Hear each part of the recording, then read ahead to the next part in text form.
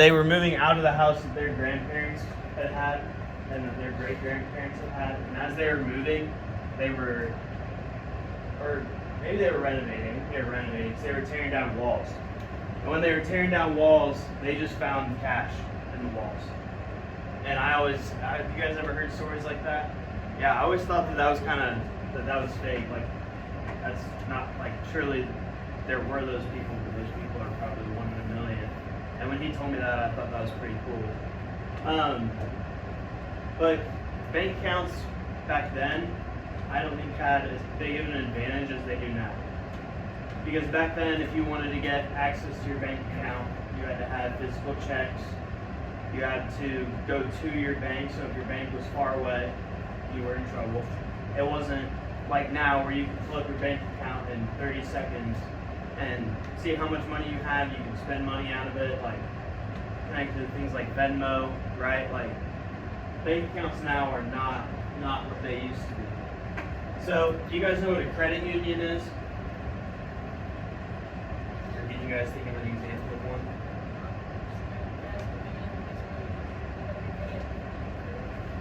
That's part of it. You can do that with banks or with normal banks as well. So banks and credit unions are different, you guys. How many of you guys have ever been watching TV and you saw a commercial for like Navy Federal Credit Union? Yeah? Well, when you guys see commercials for stuff like that, like what they're advertising sounds pretty good, right? It sounds appealing in terms of having money for insurance and different stuff like that. But the biggest difference between these is that credit unions typically are members only. So you have to have family who's in the military. Maybe have families where you are in the military, or maybe I believe there's one for teachers actually. Firefighters, police, kind of first responders. You have to be, or your family has to be a member in these things. You can't just walk in and open up an account. So, banks offer checking and savings account, credit cards, loans, etc. So if you guys want a house loan, you go to a bank. If you guys want a loan for a car, you go to a bank. If you guys want a credit card, you go to a bank. Those are the kind of things that you can do with banks. You can deposits insured up to $250,000. Have you guys ever heard federally insured FDIC at the end of a commercial? You guys ever heard that? If you haven't, I would challenge you to listen for it. Whenever you see banks, like, what's one that I see all the time? Bank of America, or Capital One. Oh, Capital One's on. But when you guys listen to these, you'll hear at the end, remember FDIC. Like, you know, the really fast talkers at the end of the commercial. You'll hear that. What that means is that the money you put in there is federally insured.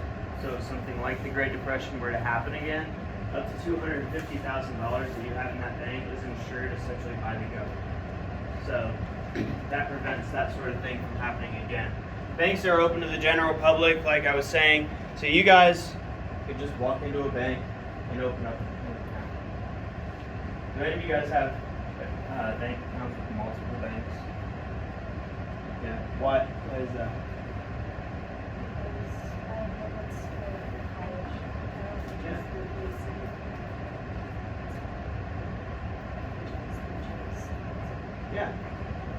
Yeah, that's so different banks have, well, we'll see. We'll actually get to that a little bit later, so I believe there's a slide about it. But banks are a for-profit business. So what that means is that banks are actually trying to make money. How do you guys think banks make money?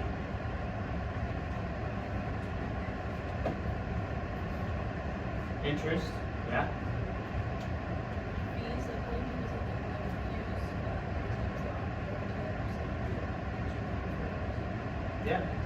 Yeah, absolutely. Anything else, you guys? If you haven't chased, yeah. Invest, yeah. Whose money do they invest?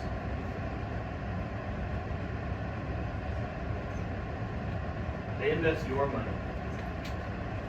Yeah, I don't know if you guys knew how that works, but when you put your money in a bank, the bank uses your money to invest and other things, that's where you can get things like interest rates. You guys know what an interest rate is when it comes to a bank account? Not like interest rates like a mortgage or interest rates on car payments, but more or interest rates when it comes to a bank account. You guys know what that is?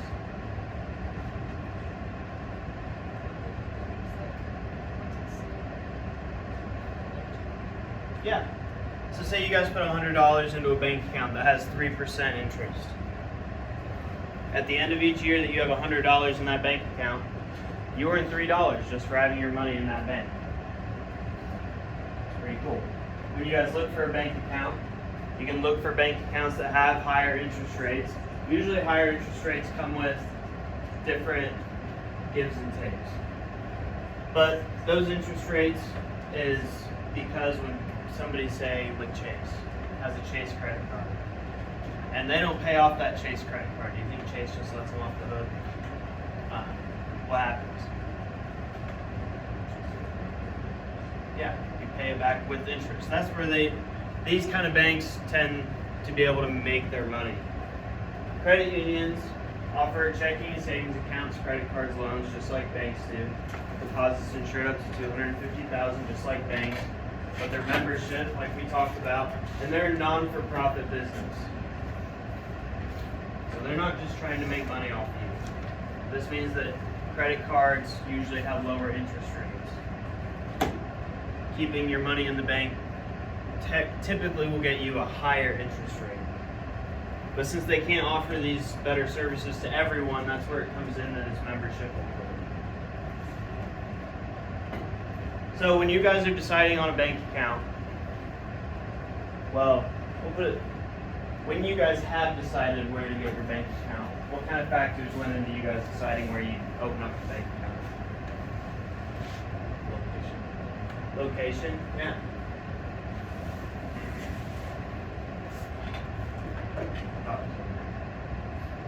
Yeah, location. What else? Yeah.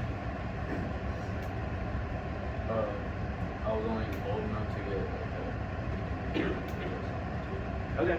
Yeah. Anything else? Have any of you guys looked at interest rates when opening up a bank account? No. I'm a senior in college. I just did it for the first time. I opened up a second account essentially as my savings account, like some of you guys said that you had. And honestly, it was one of my friends who is an economics major at IU, and I was talking to him a little bit, and I was like, wow, nobody ever taught me that. No one ever taught me that there's actually like 1% interest rate bank accounts and 8% interest rate bank accounts, and that is actually a really, really big difference. And so that's kind of what I'm going over with you guys, that when you choose to open up a bank somewhere, you have to take a lot of factors into account. One of those is interest rates, one of them is location, right? Where's the nearest Chase bank to you? It's not in Franklin, it's not in Anderson, it's Muncie. Yeah, pretty sure it's Muncie too. So, yeah. And so, like, I have my checking account is through Chase. If I want to take cash out of Chase, or if I want to deposit cash, I either have to go back home to Indianapolis or I have to drive over to Muncie. If I was growing up in Anderson and living in Anderson, that might not be the most convenient situation for me. Right? So that would be something that if I was opening an account, I would have to consider. And then needs and priorities. You guys, some of you have talked about having accounts for college. If you guys have a college account, you guys don't need that money to be super fluid. Do you know what that means? What does fluidity mean? Yeah. Yeah. When you guys have a checking account or a bank account, and you have a debit card, and you swipe it, money comes out of your account. That's super easy. It's super fluid. You can take your Venmo and you can instant transfer or whatever you want to do, and it puts money straight into your bank account. It's really easy. Bank accounts like that tend to have lower interest rates because the money moves around a lot. And when the money moves around a lot, the bank's not entirely sure how long it's going to be able to stay. But if you guys have a bank account, say where you're saving for something, whether it's college or a car or a house, you don't need that money to be super fluid because you're not spending. And some people prefer that. Some people would rather have a bank account that's not super fluid for their savings. That way they can't just on a whim, oh, well, I have some money in my savings, I'll just swipe my card and spend it. Some people don't want to have that. That's something that you have to consider when you're choosing to open up a bank account. And then comparing options, guys, just there's a lot of different banks out there. I've heard you guys mention Huntington, PNC, Chase. There's a ton of different banks out there. Do your research. Look into what the differences are in each one. When I was in high school, I don't remember what year in high school I was, and my parents had Star Bank, and I always had a Star Bank account. Star Bank didn't have an app, and that was a big deal to me. I know that sounds sort of silly, but that was a big deal to me. I couldn't get on my phone and check how much money I had in my account. But I had an account with them because, like you guys said, that's just who my parents used. And they didn't care. They used checks for everything, and they had a little checkbook where they wrote down every transaction. And to be honest with you, I didn't really want to do that. I wanted somewhere where I could get on my phone, I could see how much money was in my account, how much money I spent, how much money I spent where. The account I had did like a breakdown thing where it said you spent this much money on food, you spent this much money on gas, you spent this much money on whatever. I wanted to be able to see that. So when I went looking for a new bank, I had to compare which banks had that kind of option that was important to me and which ones didn't. So you guys have to be able to decide what kind of stuff is important to you and what kind of stuff isn't.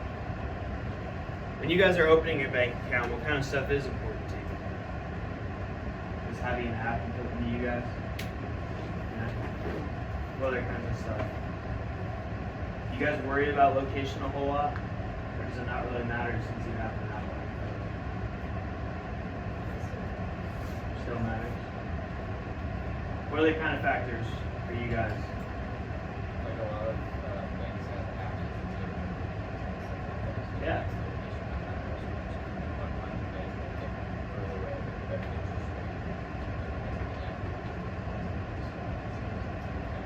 Yeah, absolutely. When you guys, I know all of you guys in here probably don't have jobs, especially right now because it's during the school year, but how many of you guys have ever been paid with a check? Right? Is it a lot easier to take a picture of that check and have it go into your account than to have to drive to your bank and print it in? Yeah. But not every bank has that option. So if that's something that's important to you guys, then you have to consider which ones do and which ones don't. There's a lot of different stuff that goes into choosing it. So, free checking, essentially what this is a checking account that doesn't have fees. So some bank accounts will charge you fees for a checking account. Whether that's just fees for using it, whether that's fees, like some banks will charge you $3 a month just to have an account there and to have a checking account that's super high fluidity in terms of your money. But free checking, sign up for a direct deposit, maintain a minimum balance, do all of your banking electronically. What's a minimum balance?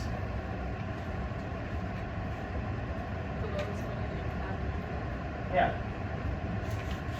Why is that important?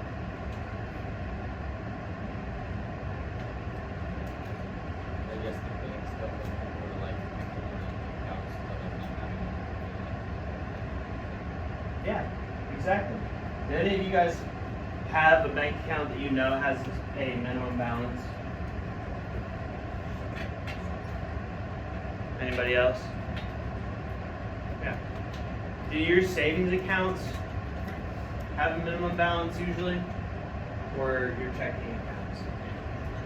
Checking accounts do? Yeah. You guys know what overdraft fees are? What's that? Yeah. So sometimes that minimum balance, it sounds really obvious, but it's zero. And some banks will let you spend money past zero, because then they get to charge you for doing that. And they're okay with that, but you shouldn't be. If you don't want to get charged those fees, don't go past your minimum balance. I have a savings account, minimum balance is $50. I have to have at least $50 in there at all times, or they'll either charge me or they'll shut down my account. So if I want to do that free, if I want to use that service without having to pay fees, I have to maintain that minimum balance. And then doing your banking electronically, like some of you guys talked about with an ATM fees, right? You said with Huntington, if you use an ATM that's not Huntington, they're going to charge you for it. All right, opening an account. When you guys opened up your bank account, how many of you guys did it yourself, and how many of you guys had your parents do it for you? There's nothing wrong with either one. With your parents? Yeah.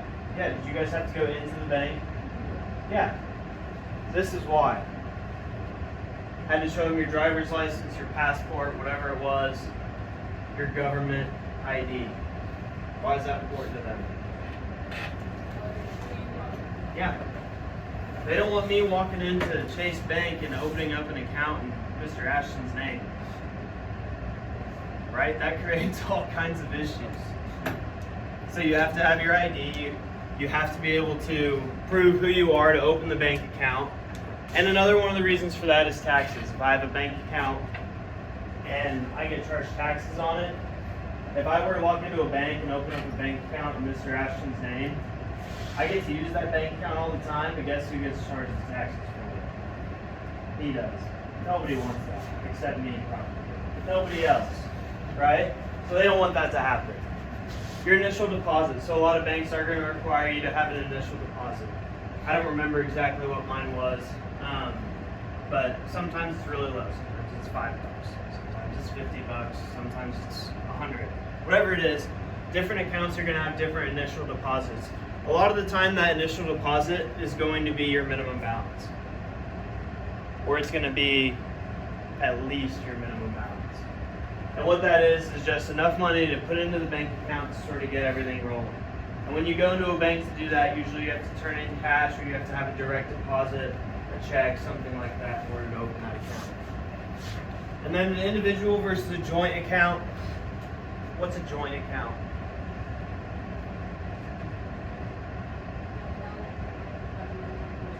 Yeah. It's like your guys' parents might have joint accounts. They share their money, so both of their names are on that bank account. They each have their own debit card or credit card, maybe. It has their name on it, their individual name. So one parent would have that parent's name on it, the other parent would have that parent's name on it, but it's the same account. All right, so that's a joint account. And if you guys have a joint account, obviously you're going to have both of those people go in when you open it. And then to activate your debit card, change your PIN, and order checks, you're probably going to have to go into the bank to do that. Some of you guys, if you have a damaged card or something you can get online, you can order a new one. They'll send you a new one for free.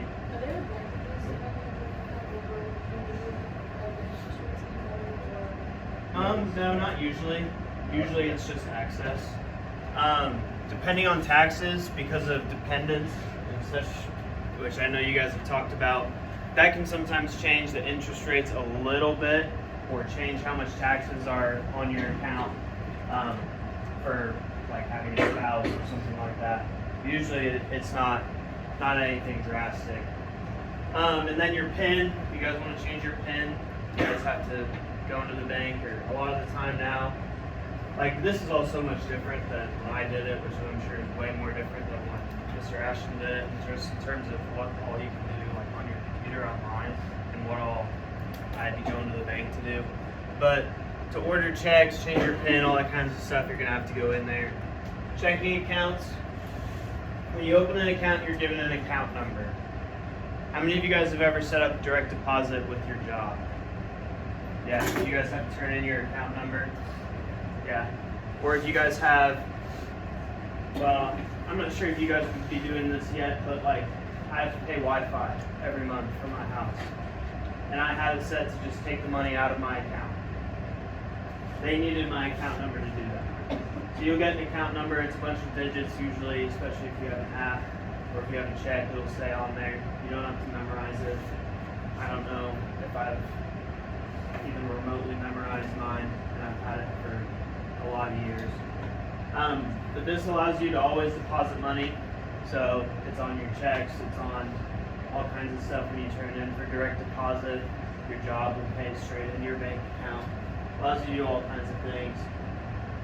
You guys ever, we'll get to checks in a little bit, but any of you guys ever written a check? Yeah. How many of you guys have ever received a check?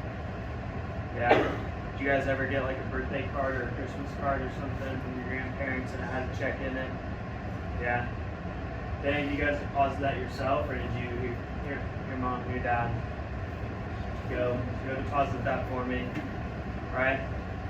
Your account number allows you to do that. If you wanted to mail, like say you had Chase Bank and there's not a Chase Bank very close, and you don't want to drive all the way over to Muncie, you can mail that check to them with your account number on it, and they'll be able to get it into your account. So that's what that's for.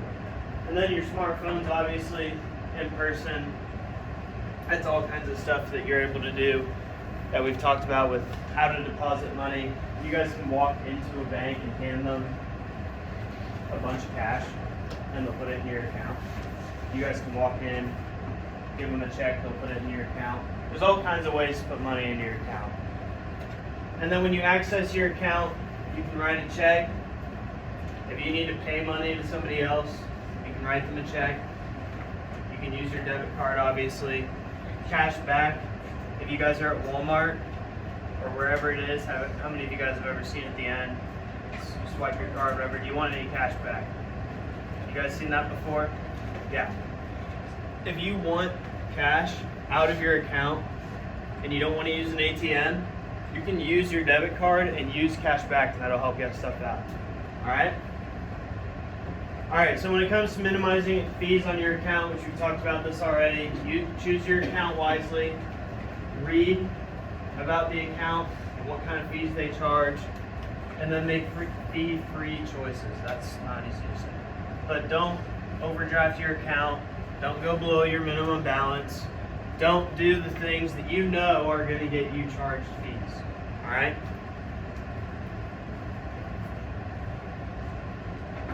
Alright, overdrafts. What's that? We talked about it already, it's just a different name. Yeah, going below zero. One way to do this, sign up for alerts. When your account gets below, who knows, whatever number you set it at, it'll send you an alert saying, hey, don't spend any more money, you're below your threshold and you're about to be at zero. That's one way to do it. Check your account balance frequently. I would encourage you guys, before you spend money, especially before you use your debit card, get on your phone, get on whatever you have and check and make sure you have enough money in your account before you swipe your card. Confirm that deposits have cleared. So if you guys get paid and your boss says, hey, you got paid, and you're like, sweet, I'm gonna go spend money, check your account first and make sure that that money's in there before you go try to spend it. Right? This kind of stuff sounds elementary, but it's stuff that's in the moment really hard to understand or really hard to remember. And then maintain a cushion in your account. So like I talked about with your alert, a lot of the time people have talked about having like an emergency fund. So always, people will say like, always keep $50 in your account. Don't go below 50. And that way, if you really, like if you're on the side of the road because you're out of gas or something like that, and you need to spend money to get gas or to call a tow truck or whatever it might be, somebody busts in your window and you need to buy a new window, all kinds of stuff happens in life, guys. And that cushion, that sort of emergency fund there, can help you when, if you're only at $3 in your account and you run out of gas, you're hosed. Or you're calling somebody that you know has money, right? But if you don't have that, you're hosed. So maintain a cushion there in case you ever need it. All right, writing a check. So I've got these here for you guys. I'll just pass them out. Go ahead Just write these to the best of your ability.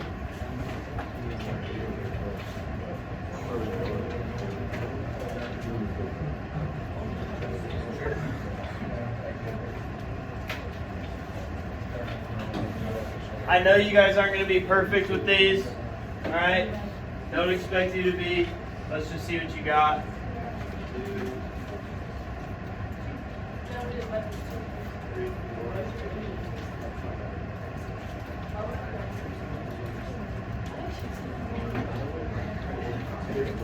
You want to pull up to the neck? Well, it doesn't matter who it is. Well, I'll figure it out. What was Monday?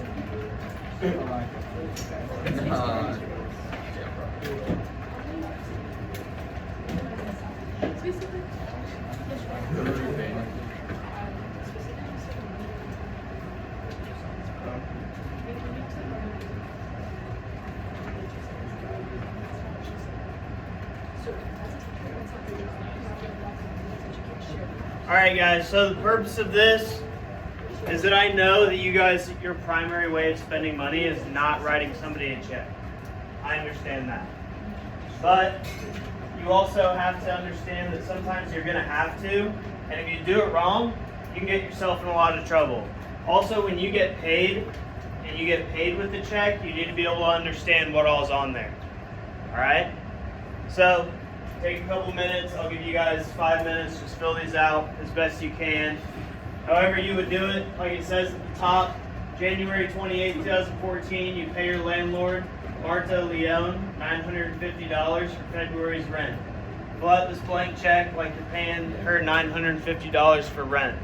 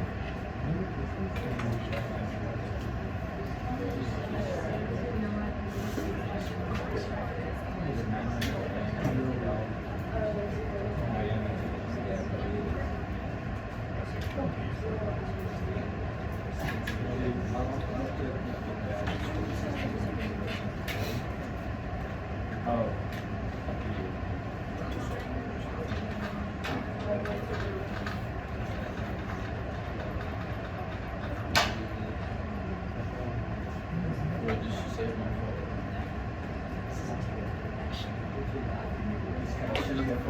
Keep me going.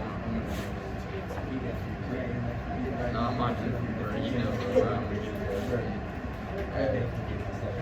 it's the order. It won't change. How you guys doing? Anybody still working?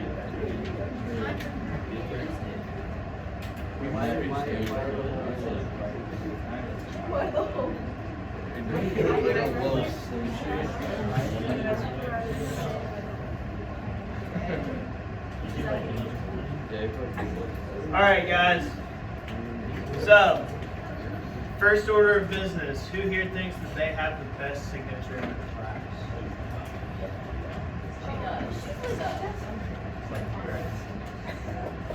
Let's see what you got.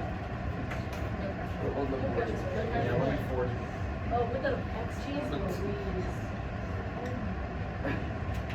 Alright, that's pretty good.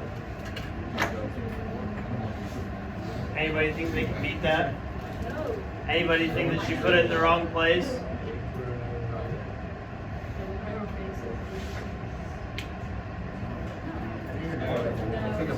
No, she put it in the right spot. So that's the first thing. I know you guys are here in class, right? You guys don't have a lot of stuff. Raise your hand if you guys used a pencil to fill this out. How many of you guys would have used a pencil had it been a real check in a real situation? No. Good. Why not? You can erase it. Like Mr. Ashton says, assume that at every point when you're writing a check, that whoever you're writing the check to is going to try to change it and take more money from you than they're supposed to. So take every possible precaution to make sure that that can't happen. Step 1, use a pen. Don't ever use a pencil when you write a check. Alright? So, first line up here, what goes here? Date, good. What did they say the date was?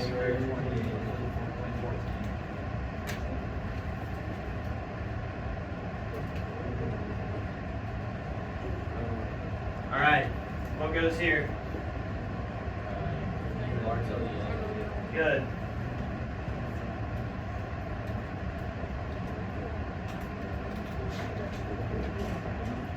What goes right here? $950. Somebody want to come up and demonstrate?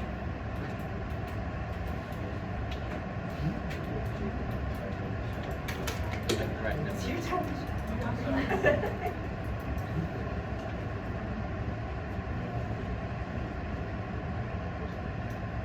Good.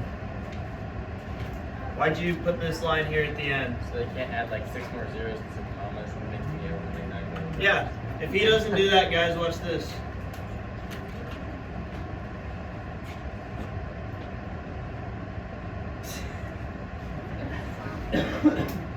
No bueno. And I didn't have to erase anything. Right? Right, except for the line. That's true. But that's why it's important for him to do that, because then I can't add something. If I add something, the bank's going to see that I added it through that line, and they're going to know that something's probably up. All right? Another thing I would do is just put a little squiggly right there over the cents. Just another precaution. Make sure that people can't add stuff to that. All right? And no, that doesn't mean that you say cents with like some funny enunciation like you do in Spanish. All right? That's not what that little line means. It's just to prevent people from adding to the writing that you don't want them adding to. All right? What goes right here?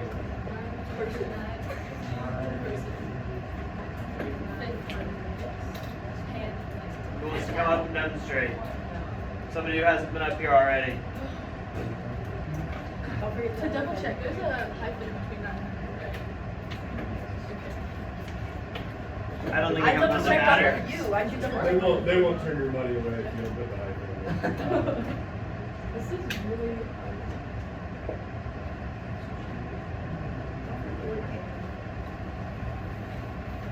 Oh,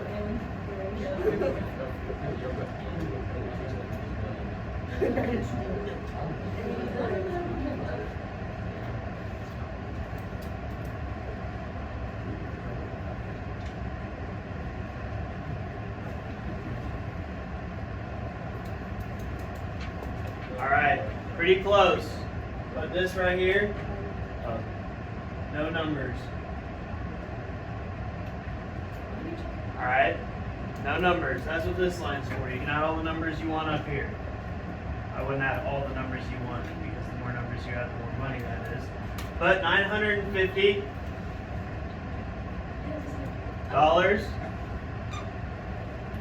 Okay. It's dollars right now.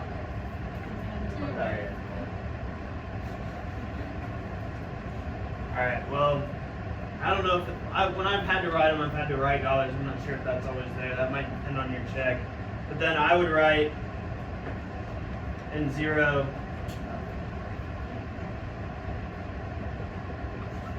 cents.